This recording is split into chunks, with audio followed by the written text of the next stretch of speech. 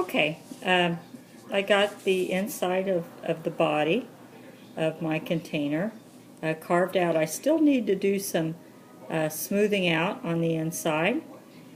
So I will go back and I'll smooth this out very carefully because I do not want to touch this edge along here. If I touch any of these edges that I'm pointing at, believe me, I'm not really touching them. I could really mess up the way my lid, which I also went ahead and carved out. Went ahead and drew the line on the inside and carved out the inside. We still want these to fit. So very carefully, I'm going to put my lid on this and see how it kind of loses its shape slightly because you've been carving on both of them. The clay is still pretty soft. So I'm going to give it a little hug and fit it back into place. Now most of you will fit these back into place and nothing will cave in and it'll be fine. And this is how you'll put up your work, as long as you're careful with it. And then the next day when you need to open it up and work on smoothing and finishing the inside, you can. Now if you think that it might cave in, you can take a little bit of paper. Paper is great because if it gets stuck in here, the paper will burn out in the kiln. So it'll just turn to dust.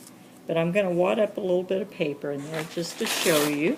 I'm taking some pieces of paper and just wadding them up. So if your lid starts to cave in and have a hollowed out area in it, if you just wad up some paper and stick on the inside of your work like this, and then you put your lid back on top,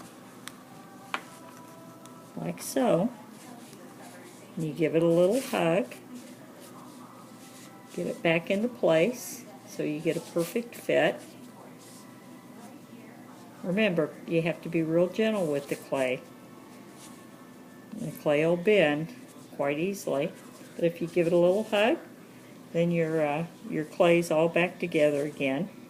And when you do this, you might have to go back later and smooth some more because we make little nicks and things like that in the clay as we're working on it. And now we're ready to put it away and then get it back out for the next day. When you go to put your clay away, you're going to want to put it in a plastic bag because the plastic bag will keep the clay from